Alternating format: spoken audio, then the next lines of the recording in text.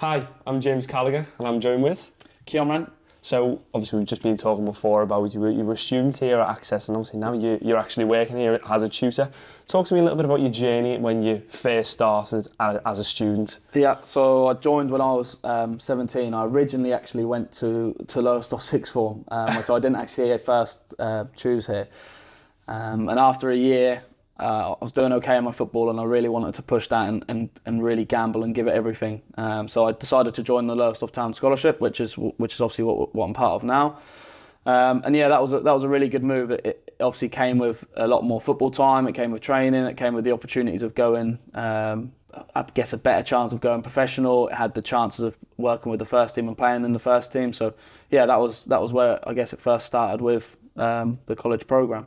And then moving on from that, obviously you decided to go down the coaching route. What was that like, that decision for you to go, right, well, instead of playing, I want to go down this route? Was it a different passion for you, or? Yeah, I guess that came more when I finished the program. So I probably got to 19, was still playing and was still really committed to that side of things. It got to a point where it was becoming difficult to see a pathway into the real professional game. I had a little bit of a spell with trial with Southend, and it didn't really pay off. I was with the first team, and it weren't really clicking. So I decided to go off to university and probably put education as the front foot, which I probably hadn't for the previous couple of years when I was on the programme.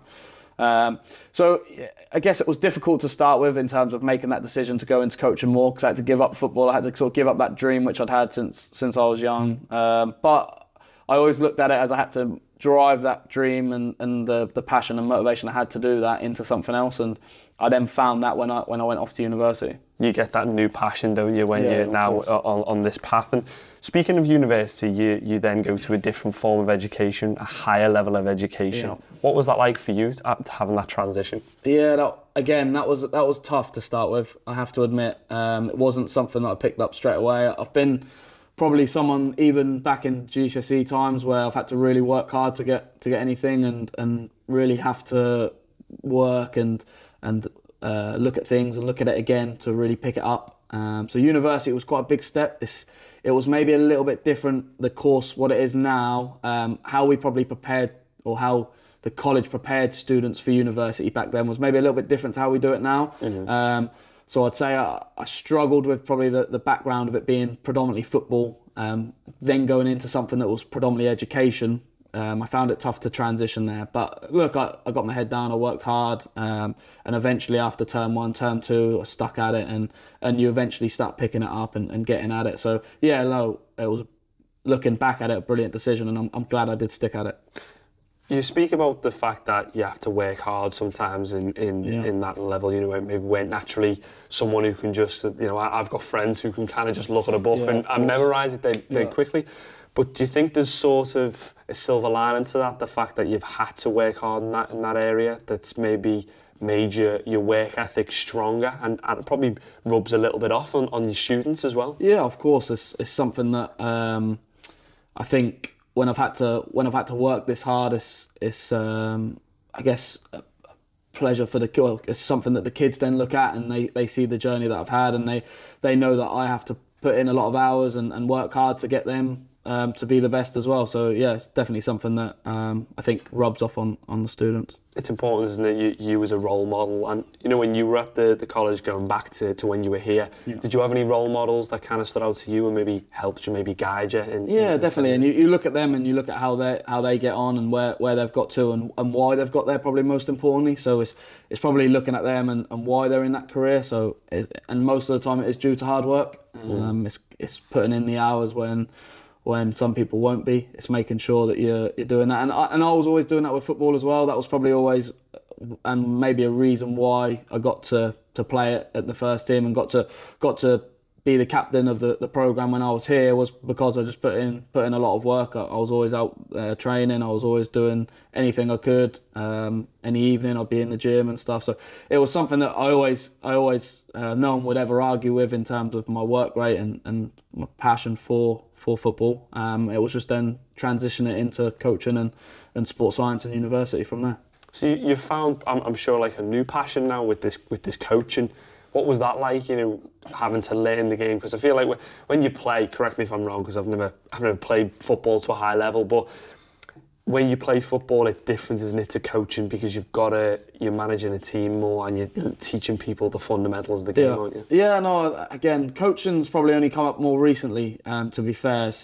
It's been more sports science and strength conditioning for me. So when I went off to university, it was 3 years of learning level 4, 5 and 6 around sports science, around the body, and how that, I guess, translates into elite performance, how we can enhance performance. And then coaching's probably only came under my belt, and I've started to really pick up on football coaching in the last the last year or so. Obviously coaching in sports science I've been doing for a few years now, but actual coaching football's probably only been since I actually became a coach tutor at Access Sport. Talk to me a little bit about the sports science side, because I find that so fascinating, isn't it? Yeah, no, 100%. So again, that was the degree I chose. So once I finished the program here, that was sports science was the degree I wanted to go on. When I got to University of Suffolk, that was very, I guess, theoretical in terms of it was about anatomy, physiology. You were looking at nutrition, you were looking at biomechanics, how the body works, how you can improve performance, fitness testing, all the sort of ranges of what you've got in sport. I then chose in my second year to transition and specialise in strength and conditioning. So I went down a bit more of not a practical route, but something that was probably a bit more detailed and tailored to actual conditioning and how you can actually improve and enhance performance. So that was something that I chose and I wanted to do. We had really good lecturers at Uni of Suffolk at the time. We had Mark Armitage and we had some really good people on board who were, I guess, were ex-professionals in they used to work at Arsenal and Southampton, and they would really help and guess improve my motivation to want to do that as well. And you're still so young as well, so I mean, you've got such a big career ahead of you in that industry, and I'm sure, as I said before, you've got your mentality in that industry will rub off on some of your students. Yeah. But talk to me a little bit about after university. So you've now come back to Access, but what happened in between?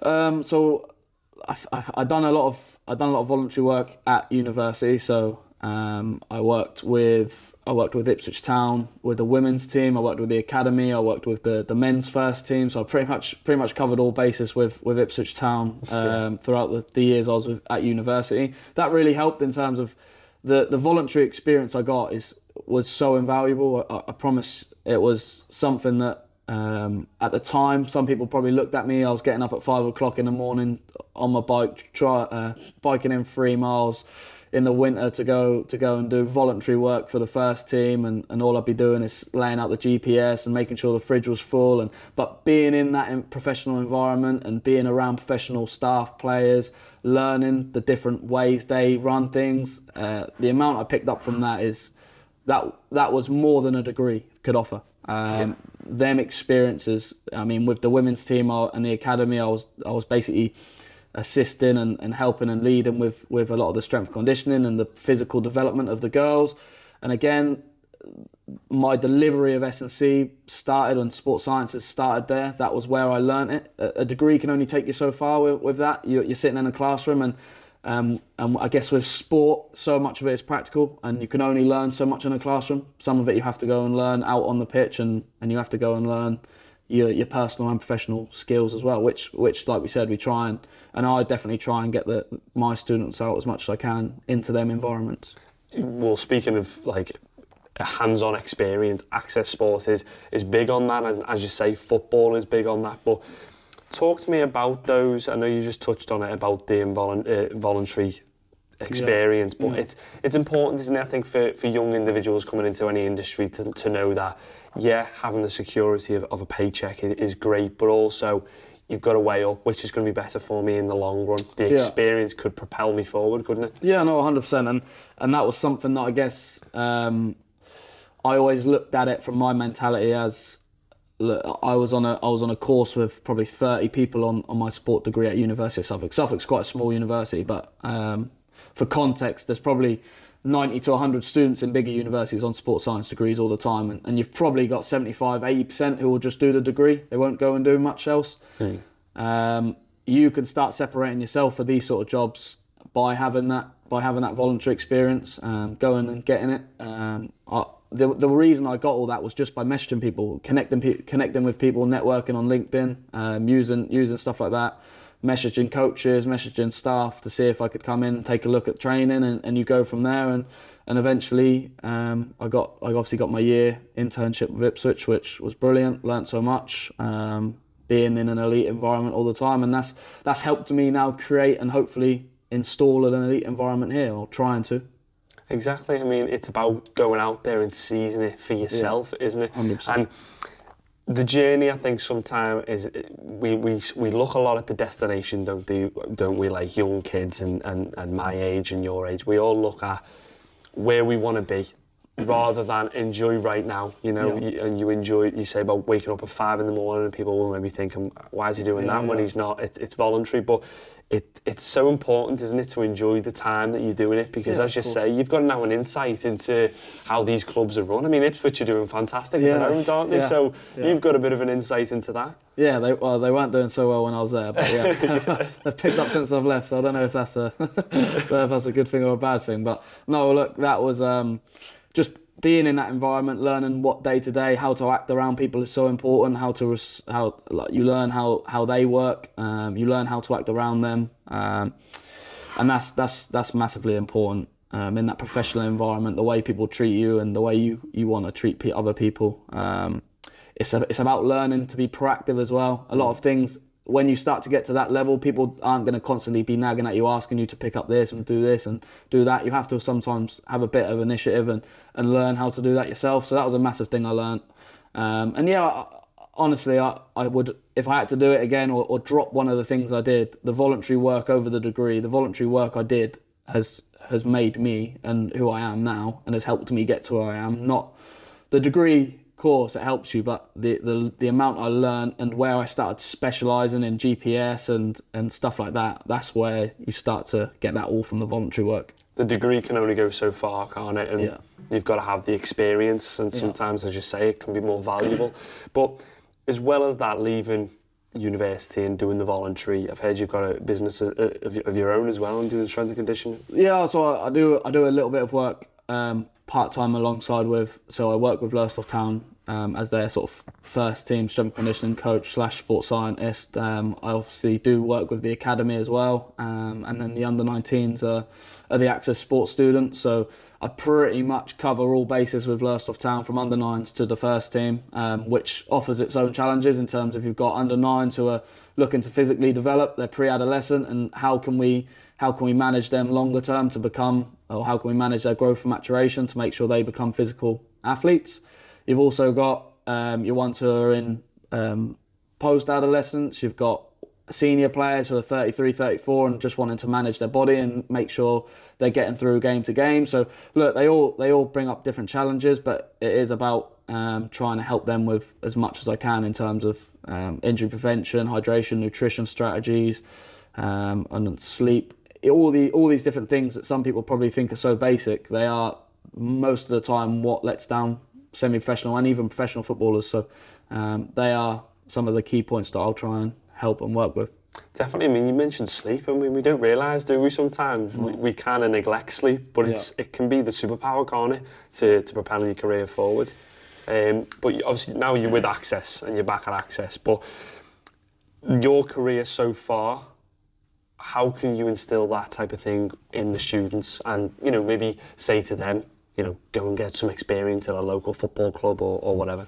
Yeah, I guess it's trying to, and I guess this was my biggest goal when I came out of university, was trying to install something at the college I went to, which I didn't have when I was here. And that's at no disrespect to what we had before. I loved the course here. Access Sport, what they've provided us now and what they've provided me is a platform to now make and create an elite environment, which I always wanted as a student. I'd have loved it. I'd have loved to have a GPS unit on my back and to be able to see my physical data. I'd have loved to have been able to record all my games. I'd have loved to have had someone here who could help me with gym programs, hydration, nutrition, everything. So I've tried to create something that, and it's been a team effort to try and create something that the students can look at and hope to either push on and do something similar to me, or hopefully help them maybe push on and become paid in football. I mean, it's fantastic, isn't it, what you're doing? But let's say me and you were to talk again in, let's say, 5 to 10 years, more 5 years. Where would you like to be personally, but professionally also? Yeah, it's a tricky question at the minute, because I think with access, I've moved and probably progressed quite quickly in terms of when I joined a year ago. I was just hired as a teacher / sort of football coach, strength conditioning coach. And within sort of the year finishing, I've now moved into a new role. So I cover and help nationally with all the 20 access sports sites. So I help deliver the fitness testing there. I help deliver and support with the GPS usage. I also look at all the sports science and strength conditioning areas. So that might be nutrition, hydration, all them different things. And that's looking at helping over 1,000 students nationally. So I guess that was quite a big move for me straight away, and that's something that I'll want to continue to develop. So we've got lots of different ideas and stuff that I work with at the minute to try and push that. So in 5 years' time, I'd hope to be have got access sport nationally to a real high point and an elite point in terms of sports science and strength conditioning.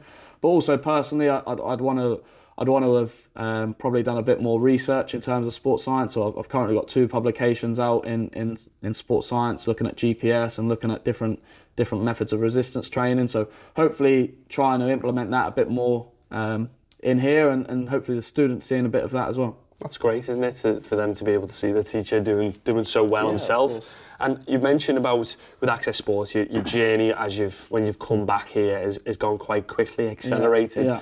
But that's a reflection on you, isn't it? That you're not only a hard worker, but also talented in what you're doing. What's that like for you to get that recognition back?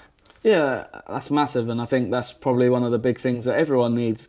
You need recognition, and you want to be praised for things that you're good at. And I think hopefully that was highlighted pretty early, that I was someone that could help and enhance not only strength conditioning and sports science in Lowestoft, but across all centres. So for that to have been recognised is really, I appreciate, and I'm grateful for Access Sport for doing that. So they allow me to do something that I want, and I try and push that at an elite level, and that all relates back to the voluntary work I've done. A lot of the morals and the standards and the elite environment that I try and create is from the voluntary experience that I picked up, not from the degree. It's from the actual the hours that I did, not getting paid, people thinking, why is he doing that for, when that was probably the most valuable I've ever had. It's invaluable, isn't it? Yeah. It gives you so many tools that you can then now use as you're on a new path, a new journey. And for your students as well, when they do well, what's that like for you? Because, I mean, I bet when you were younger and maybe teachers that you had, they're probably feeling the same about you. Yeah, that is I guess that's the ultimate goal. And you say in 5 years' time, where would I like to be? I'd probably wouldn't mind seeing, and this would be a big accomplishment for me, to see some of the students that I've worked with go on to do even better than me and push on and be even better. And I know a few that I've worked with for a couple of years now, and now going out to America. We're now sorting out to try and, with help from the fully funded the tours, to try and get some more European football links so they can go and play and access football out in Europe. So it's not only just football, it's also having careers in sport, whether that is working in a professional environment as a strength conditioning coach, performance analyst, whatever that is. It's a fantastic opportunity for them, isn't it, to gain the experience, but also mentors like yourself. What do you think the significance of that is, to be able to gain this hands-on experience? Massive, and again, I think it's probably it's a bit of a different college to anywhere else you can get in terms of your usual college. They offer your sport, they offer maths, they offer everything you want, where we just focus on sport and we make sure that we are good and elite at that. We offer an elite package in terms of teaching sport, and we've got teachers who can and have real life experiences of certain topics. We've also got obviously real high level football coaches, and I guess that comes together to make a monster of a program. Your journey, as we've just been speaking about, is being almost sometimes, if you consider it to be unorthodox in a way. You know, we see a lot of education. You go to uni, yeah, and then you get a job, and then your life goes on. How would you recommend that to any other person to kind of not follow the typical norms of, you know, you must go to university? Maybe they don't want to go to university. Maybe they want the more of the voluntary hands-on experience route. Would you express that to people? Yeah, definitely. I think some of the students we work with are more practical and hands-on based, and they will pick up things better by doing voluntary and practical activity. Rather than the degree way. So yeah, I think definitely as long as they've got a goal and a drive in sport, that will set them in good stead wherever that is, and I'm sure that hunger to success they'll naturally find their path, whether that is in university or that is in volunteering and working their way up from there. Well, Cion, you know what? Your journey's fantastic. It's been great talking to you about obviously the work you're doing at Access Sport and you as a person, because it's great to see someone who has been a student and now has come a full loop and is back as a tutor and helping grow these kids into hopefully professional footballers or in the industry. Well, it's been great talking to you. Thank you.